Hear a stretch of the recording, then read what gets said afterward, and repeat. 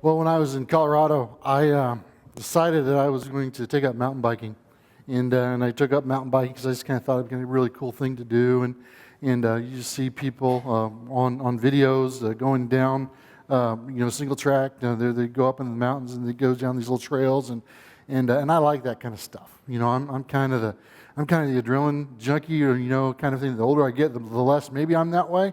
But when I was a lot younger, it just seemed like anything I could do to get some kind of feeling about being alive, that I would do that. And so there was a little a mesa there in Montrose, Colorado, where I live. It's called Sunset Mesa, and it was part of a park, and they had this concrete bike path that kind of switched back all the way up to the top. And when you looked to the top, you saw this a little trail. And the trail, you just straight down the mesa. And every once in a while, you see guys on mountain bikes go down that. And I'm like, man, I want to do that. And so I got my mountain bike and kind of tried to get into shape, but I couldn't really wait to get into shape. And so I just decided one day that I was just going to go up and go down that single track, because that's what real mountain bikers did. And so I started up, and it was really easy because it was concrete, like we had talked about, and the switchback, and it started out easy. But I got about halfway up, and I realized this isn't easy.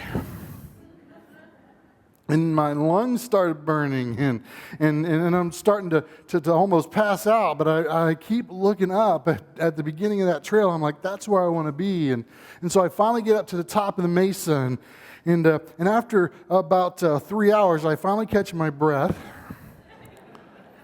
And I go over to the trail that I was gonna go down, and I'm real excited because that was the whole reason. That's the reason I didn't give up in the midst. I knew that's where I wanted to be, and I knew that's what I wanted to do. And so I went and I watched a few other people go down first, and then I got there, and I pushed my tire out right on top of that trail, and I looked out, and you know what I saw?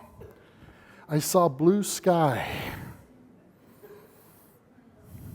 It was really steep. And some of you are like, well, duh, it's an Adobe mountain. It's a mesa. It's steep. But I'm going to tell you, it didn't look that steep from down at the bottom. It kind of looked like it was going to be really easy. And so in order to see, I kind of had to lean over the handlebars, and I looked over the mesa, and I looked at the trail, and the trail kind of looked the same as it did from down on the bottom there, on the base of the mesa, but it was steep, and there were rocks, and there were cactus, and there were all kinds of things there that could hurt me if I fell on them. And I was debating whether I really wanted to do this or not. And then some other people came up, and they saw me. And so, well, you got to do it then. And when other people see you right there at the edge. And so in that moment, I just decided that my desire to experience life was greater than my desire to live. And so I pushed off. And I was going down the trail, and it was everything that I thought it would be, just to be honest. I really loved it. It was exciting. I just kind of grabbed a hold of the handlebars, and I'm going down the trail, and I probably got this grin on my face that is like, wow, this is incredible. But then all of a sudden, I started seeing rocks pass me really fast. The cactus passed me really fast, and I'm going faster and faster as I'm going down the hill. And it dawns on me, I have a kid at home. I have a wife who loves me. And so I went ahead and I grabbed a hold of the brakes, and I didn't have disc brakes. I had those regular brakes that we all have on our bicycles, and I squeezed, and I found out a science lesson.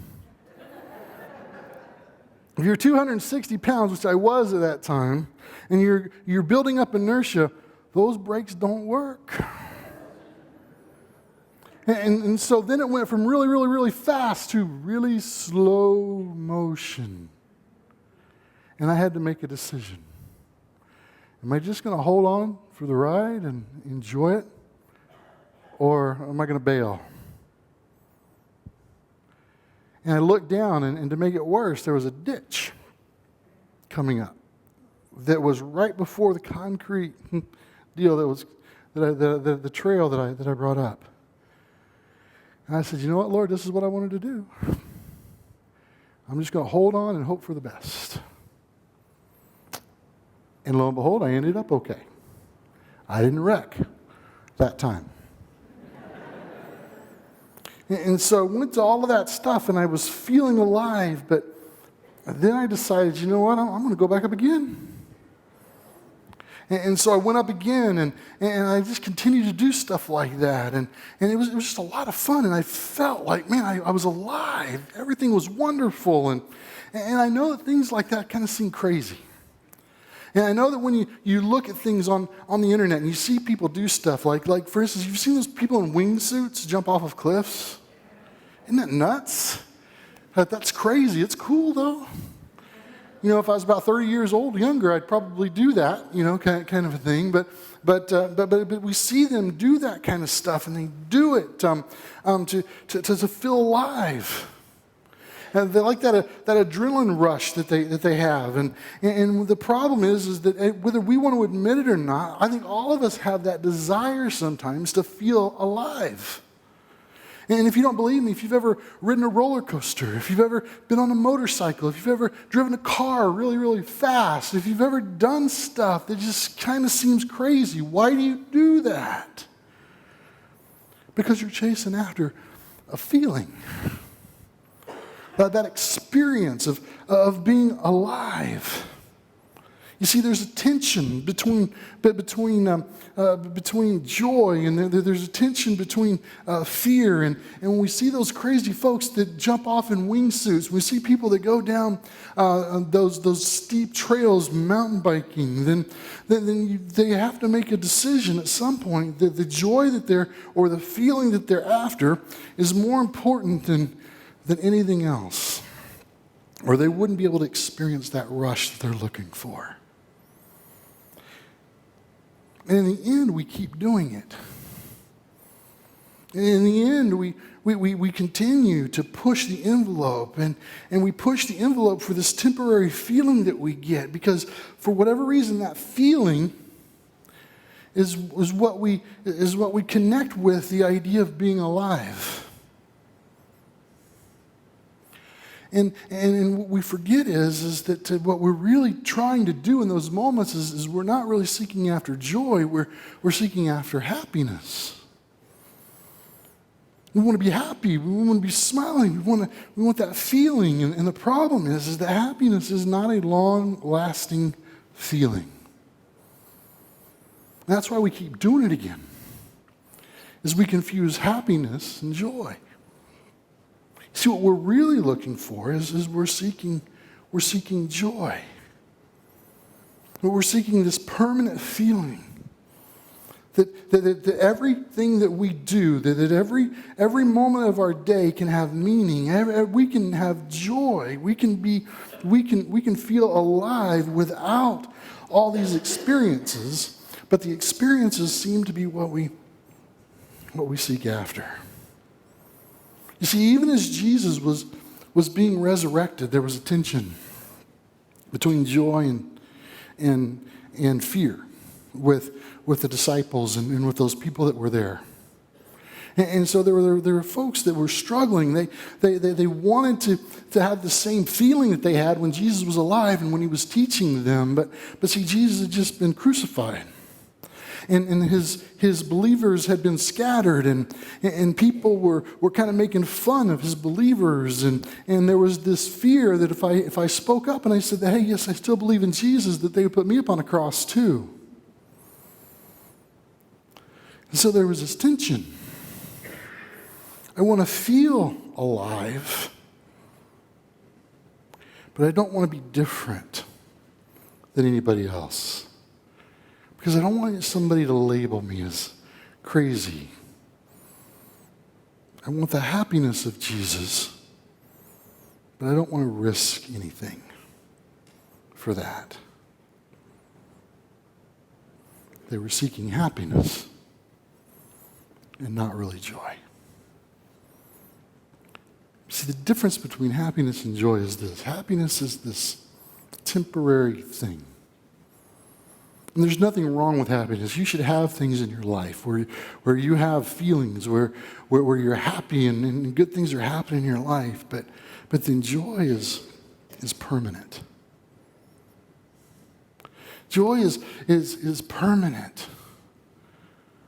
It's something that no matter how bad your day is going, you can wake up and say, because Jesus is alive, I can know who I am.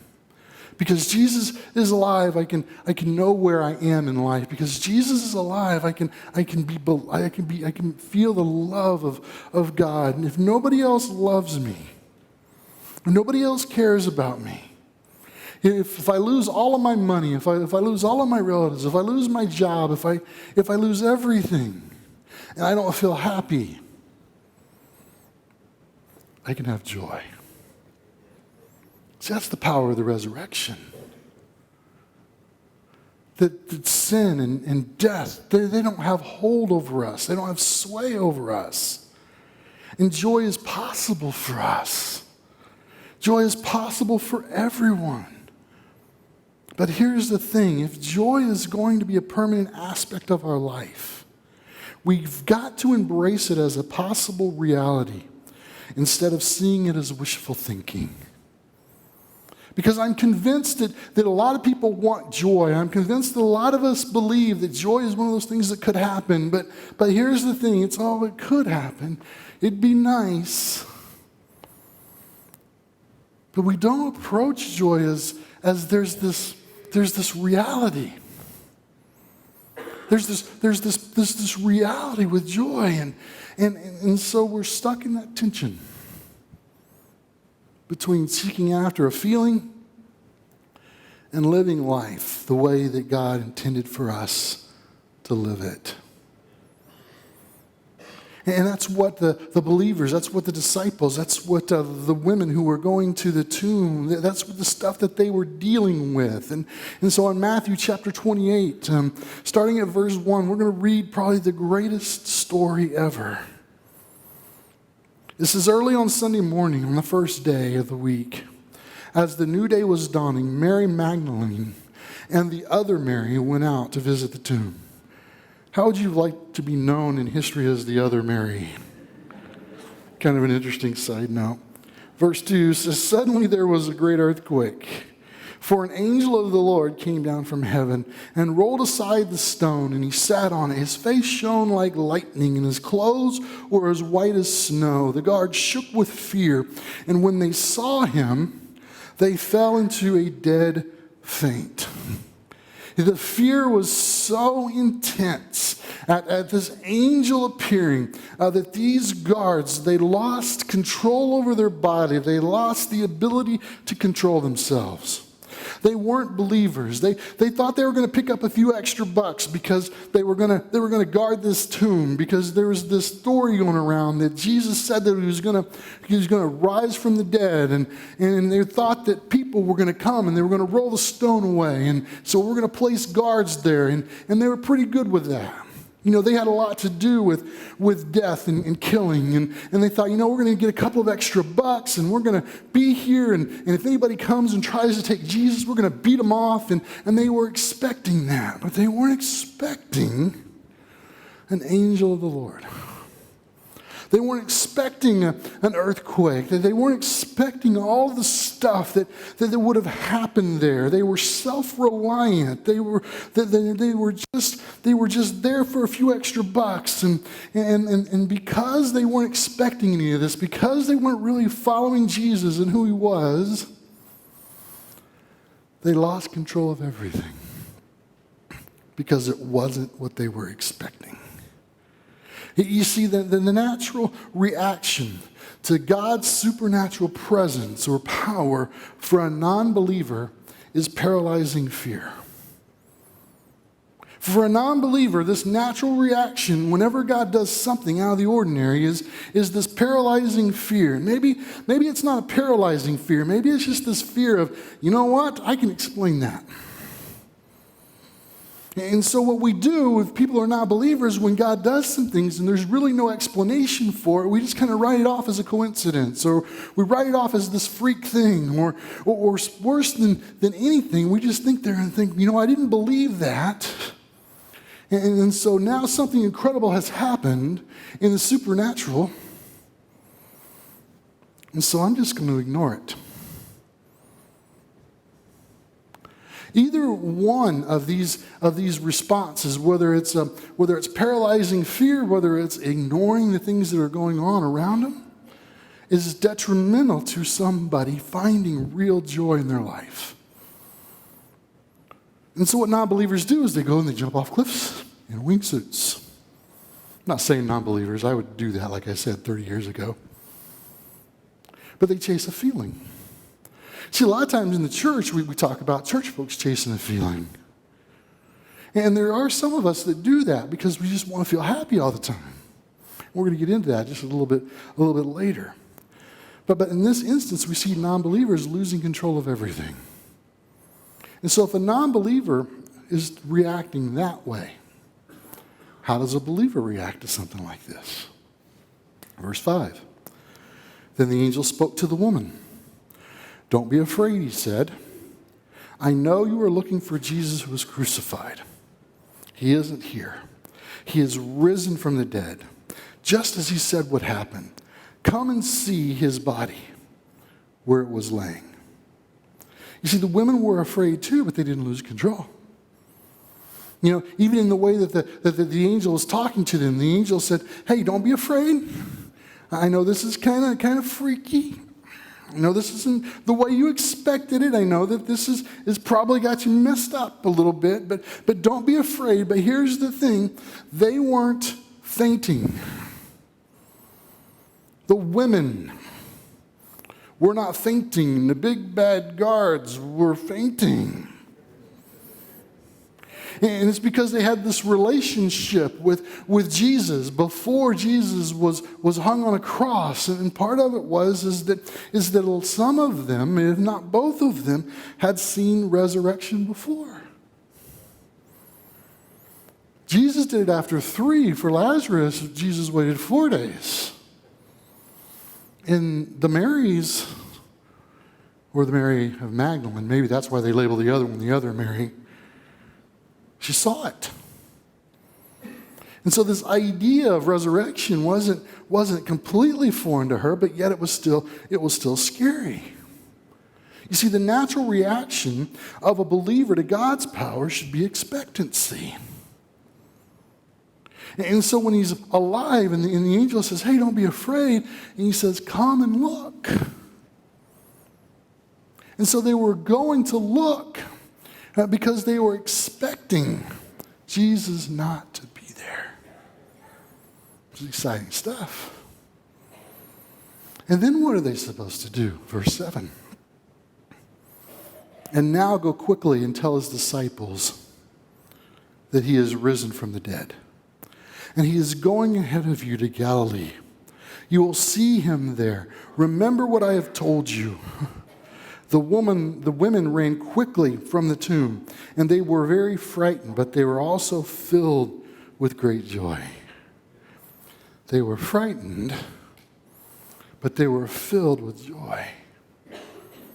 You see, the truth of the matter is that you can still be filled with joy and be frightened sometimes. You can still be full of joy and have issues. You can still be filled with joy and not have everything together. And so it wasn't like these women had everything together in this moment. It's not even like they weren't still processing what was happening. But they were doing what the angel said, and they were running away, and they were frightened, and they were filled with great joy, and they rushed to give the disciples the angel's message. And as they went, Jesus met them, and he greeted them. And they ran to him, and they grabbed his feet, and they worshiped him. And what does Jesus say? Don't be afraid. Go tell my brothers to leave for Galilee, and they will see me there.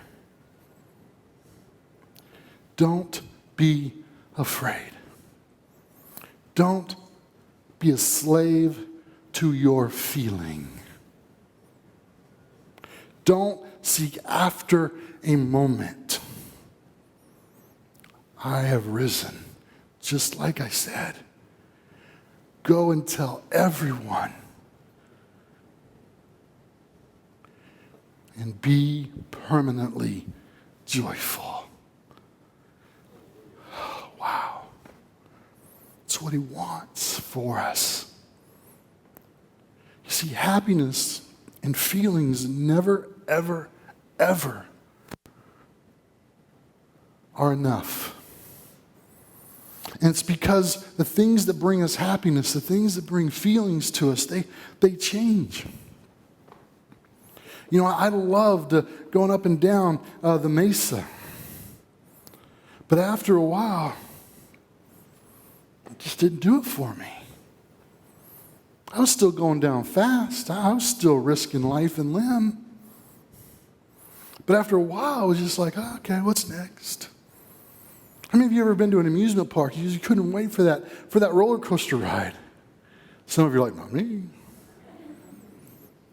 And you know, I can remember as a kid, there was a brand new roller coaster, and we would go this during Nazarene night. And one of the reasons Nazarene night at the amusement parks are so fun to go to is you can ride that roller coaster as many times as you want.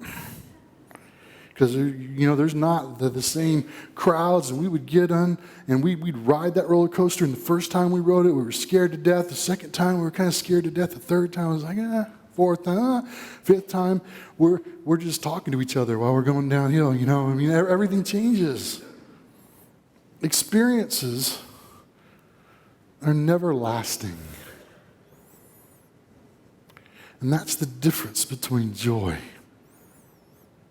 and happiness. You see, joy is a mindset that can last a lifetime. But we have to be willing to embrace that mindset. You see, what really had to happen for the Marys and the disciples was that they just had to come to a place where they believed that all of this stuff was really happening. It didn't make sense. Mary of Magdalene had only seen one person resurrected in her entire life, and even then, you got to think she was still processing. And when it comes to our walk with God, when it comes to our life, I think sometimes we're just so enamored by what the rest of the world tells us we should be focusing on in experiences.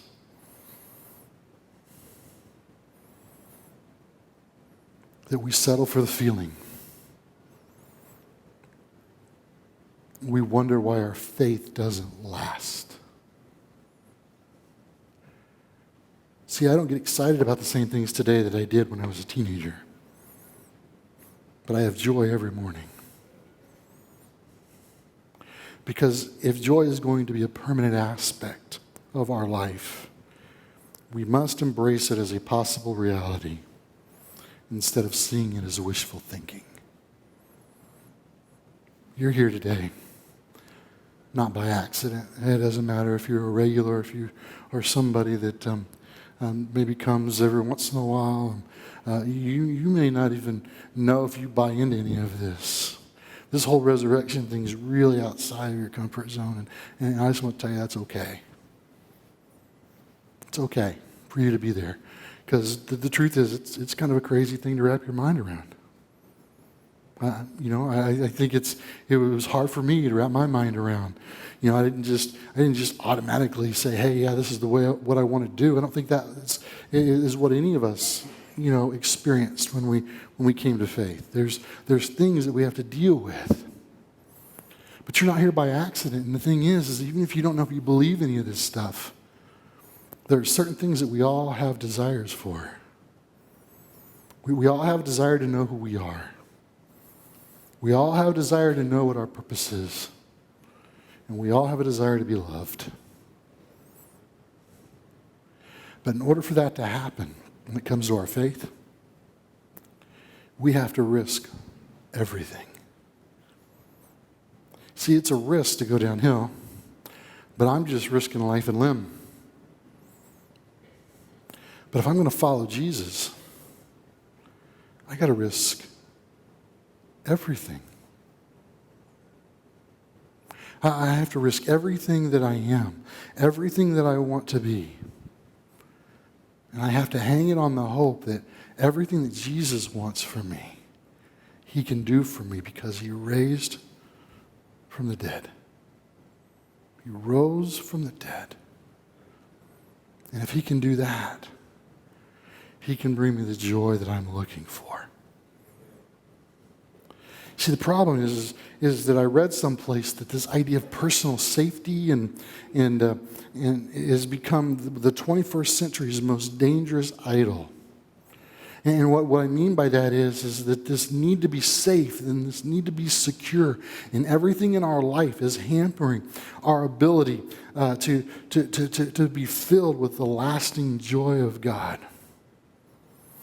Because we want to follow Jesus. We want life to be good. We want it to be easy. We want to be healed from our infirmities. We want to be in good relationships with everybody. We want plenty of money. We want all of this stuff. And what are all those things? All those things bring feeling and a sense of comfort and a sense of security. And then what we've done is we've kind of combined Christianity in those things. And we say, if I'm a good Christian, then all that stuff is just going to happen. But I want you to think about it for a minute. Today is the most significant day on the Christian calendar. And we're celebrating the resurrection from the dead of a man, Jesus, who was fully man and fully God. And the only thing he did wrong was preach the good news. They didn't kill him because he stole. They didn't kill him for anything other than he's preaching the good news. And we're celebrating the resurrection of the Lord. And so the gospel is anything but comfortable. The gospel is anything but safe and secure. Isn't that crazy? We don't think about that. You know, we look back and think of everything that we've been talking about today in terms of story. And if we're not careful, story becomes fairy tale instead of looking at history and seeing everything that came out of Jesus being risen from the dead. You see, if we're going to live the gospel to its fullest, we need to embrace the risk of it all. There is no permanent joy without risk. There is no permanent joy without risk. That's why Jesus rose for us. That's why he ascended into heaven. That's why right now he sits at the right hand of the Father and he intercedes for us. And that's hard for us because we don't need interceding. We don't need anybody talking and taking care of us. We can take care of ourselves. We're safe and we're secure. We got a good job. We got a good future. We got a great family. Fantastic. But what happens when those feelings are interrupted? When there's family drama. We all have it. We all have that uncle or that aunt. What happens when there's a change in job? We all have those moments. Even in the midst of not a very safe and secure feeling in those situations, you can have joy. And you can have it permanently. And when you have those things, you have a sense of connection to God and other people. You can know who you are. No, not who's on your driver's license. I'm not talking about that. You know your name. At the beginning of the year, we did a series and we talked about this idea. What is it to be a child of God? You see, the truth of the matter is you can know who you are, and you know what you're not? You're not what your job is. When I wake up in the morning, I don't wake up and say, hey, I'm pastor of a Broken Arrow Nazarene Church. It's not what I am. You know what I am? I'm Cricket Moore's husband. I'm Caleb Moore's dad. I'm beloved. I am loved by God. It's who you are. You are loved by God. All the important things in life is who you are. Jobs come and go, feelings come and go. That's why Jesus died. That's why he rose. You can know and have meaningful purpose for living. That means you can know where you are in life. You know, I think a lot of our trouble is that we look for this is where we want to be at this stage in our life. This is how much money we want to make. This is what we want to have. This is what we want to accomplish in our job. And we're looking at destinations. And we don't realize that we're on a journey. You know, I'm good with waking up every morning and realizing I'm on a journey. I'm passing through. I'm in a relationship with God, and every day has meaning because of who I am and whose I am. We all want love. You can have that sense of God's undeniable love for you. You are valuable. And as the band comes, you are not the sum of your mistakes. You are not what your coworkers call you. You are not what the news media labels you. You are not the sum of anything that other people label you with. Because of the resurrection, you are beloved. You are loved. You have purpose. And you are a child of God. You see, part of this whole idea of not chasing a feeling is understanding that holiness over happiness leads to permanent joyfulness. That's not something we hear a lot. Because quite honestly, if you're not part of a church or you're not really much of a believer, even what I said you're struggling with, because holiness over happiness? But I want to be happy. Holiness over happiness leads to permanent joyfulness. It's possible. And that's why Jesus rose from the dead. He didn't rise so that he could prove himself. Jesus isn't this insecure deity that needs to do things to prove himself to you. The truth of the matter is God is who he is, and he's comfortable with himself. And what he wants is he wants you to be comfortable with him. He wants you to allow him to embrace you as his child. He wants to wake you up every morning with purpose. And he wants you to believe the truth that you are beloved, that you are loved, that you don't need a feeling. You can rest in the truth of Jesus, in his death and his resurrection, and his continual intercession for your life. That's Easter.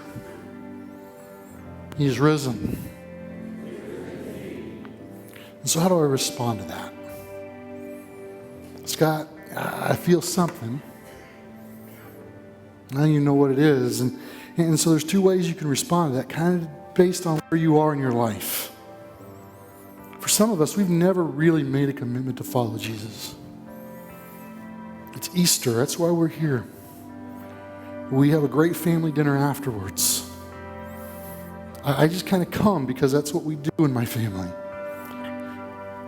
And that's okay. I'm glad you're here. But all the stuff that I've been talking about, you would say, I've been chasing feelings, I've been chasing emotions, I've been chasing money, I've been chasing all that stuff my entire life. And if there is more, if this joy thing that you're talking about is true, I want that. I'm here to tell you it's true. And it just starts with, first of all, admitting that you screwed things up. And then from there it comes to just believing that Jesus died for you and rose on the third day for you. And then it's about confessing him as Lord of your life every single day. Now, the other part of that is you need to connect with people. Whether it's this local church, or if you're not from here, another local church, or connecting with people that you know that love God, have a relationship with him.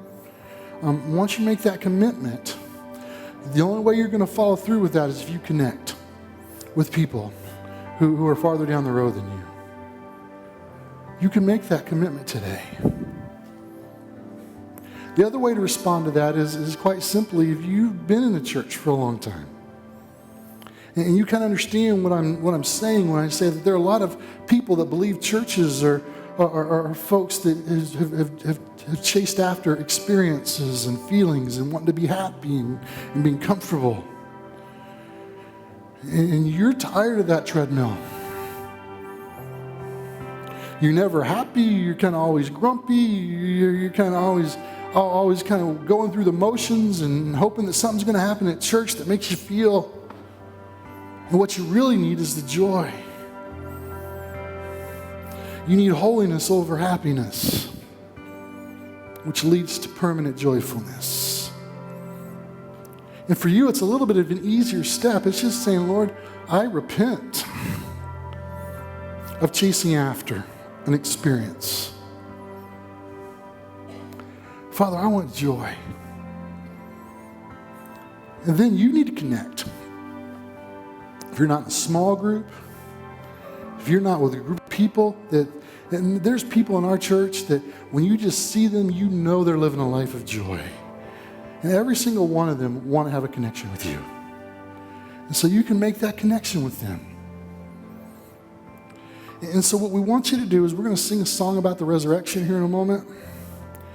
And we want you, if you still have your communication card, I want you to fill that out.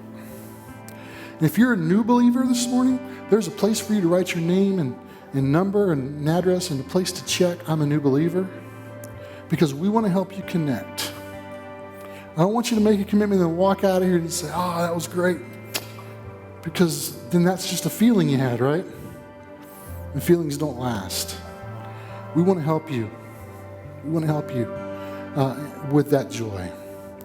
If you're a believer, then I want you just to write your name and your number, and I just want you to write on choosing holiness on the communication card. And as we're singing, if you're comfortable, come and lay those on the altar. You don't have to kneel down and pray. It's just a way for you to come forward and say, I want to make a change in my life, one way or the other, and nobody's going to know. And you can lay them right here on the altar. And then you can go back to your seat. It's really that simple. And we're going to connect with you and help you. Okay? And so that's the way I want you to respond this morning. Some of you say, man, if I don't want to come, then just fill it out and leave it on your seat. I'd rather you come forward and do that. I think it's a little bit easier. But I just want you to walk away knowing that somebody cares about you and is going to help you to choose holiness over happiness. At the end of the day, that's really all I care about. And so how's God calling you to respond this morning?